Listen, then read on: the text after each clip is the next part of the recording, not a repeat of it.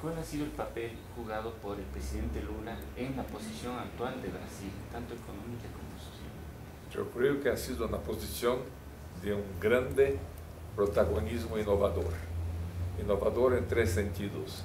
En primer lugar, por desligarse de América Latina, teniendo en vista el fato de que el Brasil es la nación, por excelencia, la nación africana de América Latina. Es una nación negra, Brasil. Y no se dan cuenta de esto y por ahí mismo de nuestra implicación cada vez mayor con África. Y el presidente Lula lo entendió perfectamente y hoy se avanzan los fondos monetarios internacionales para ayudar de nuevo a África. Sabemos cómo el viejo mundo dejó esto a distancia después de las primeras intenciones de 15 años pasados. En segundo lugar, la preocupación muy grande de responder a la cuestión de la nueva naturaleza económica de Brasil. Brasil, un país de mercado interno, donde es cada vez más relevante la relación de trocas exteriores, un país de un enorme mercado interno de 192 millones de habitantes, y que por ahí mismo se enlaza en términos de correlaciones con los BRICS, o sea, con otros enormes países con enorme población interna y por eso mismo ligadas a su propio mercado y a su propio dinamismo. En tercer lugar, fue una preocupación muy grande del presidente Lula de responder a ciertas integraciones, ciertos elementos de las etnias brasileñas, por ejemplo, la sírio-libanés, que demandaba, que pedía, que suscitaba la viabilidad de nuestra posición en el Oriente Medio.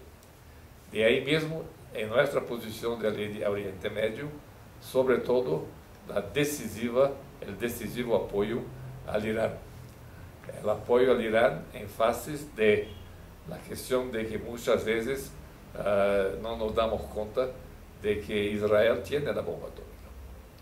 Y cómo asegurar el equilibrio en el lugar sin tener la información y sin que las Naciones Unidas puedan combinar la información y la cautela de los dos polos. ¿Por qué no llevar el Irán a discutir esto en Naciones Unidas? Esta fue la posición del presidente Lula. Por ahí la aproximación muy grande que hoy Brasil tiene con Irán.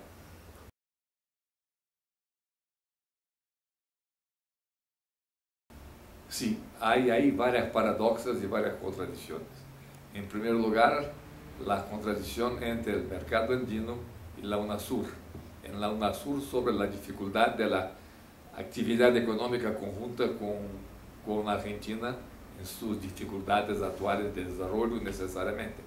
En segundo lugar, hay que ver también la manera por la cual la cooperación de Brasil, prefiero hablar en cooperación de que de integración, porque me parece que hay ahí una cierta ilusión de se pensar en esto. Brasil es demasiadamente grande, en una escala muy grande, para que toda tentativa de integración no comience a se pensar como un imperialismo o una dominación. Cómo conseguir una integración entre justamente partes no simétricas en este conjunto. Lo que es interesante es que Brasil en estas políticas de cooperación está avanzando bastante en el sentido de un trabajo común. Por ejemplo, y discutimos mucho esto en este espléndido seminario, las cooperaciones en Amazonia, sobre todo con Ecuador, sobre todo con Colombia, sobre todo mismo con Perú, ya se avanzan bastante desde el punto de vista de una tentativa de ocupación del territorio con una cautela ecológica, naturalmente toda la preocupación de evitar el narcotráfico y sobre todo de conseguir que en esta región, a partir del nuevo proceso de urbanización, haya una mayor integración con los países fronterizos. el fato del enlace, por ejemplo, de Rondônia hoy con Bolivia es un caso que me parece bastante interesante. Tercera cuestión importante es que Brasil está tomando una posición de no utilizar o no abusar de su dominación con las economías más pobres en este sentido. Por ejemplo, está renegociando toda la cuestión de Itaipú con Paraguay, y a partir de ahí pasando a Paraguay los resultados de lo que se estaba prefixado por el primer tratado como rentas brasileiras, y la Petrobras está teniendo una posición absolutamente casi asistencial en el auxilio a Bolivia. Así que son varias formas de cooperación donde se está desarrollando esta situación. Lo que tengo duda es que se pueda pasar de cooperación para una verdadera integración.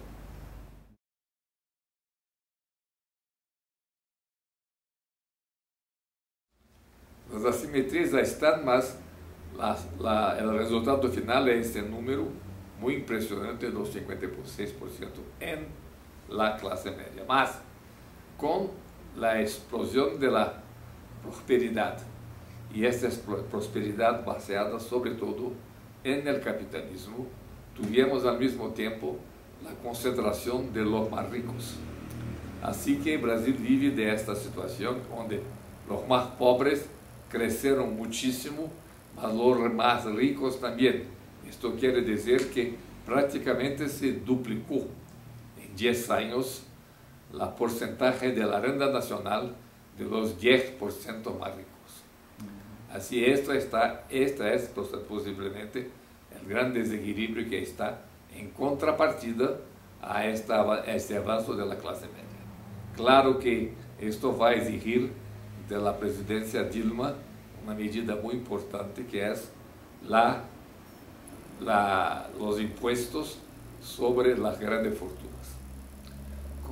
Con el impuesto sobre las grandes fortunas, esta situación se debe cambiar necesariamente, y el proceso de redistribución debe continuar al mismo tiempo.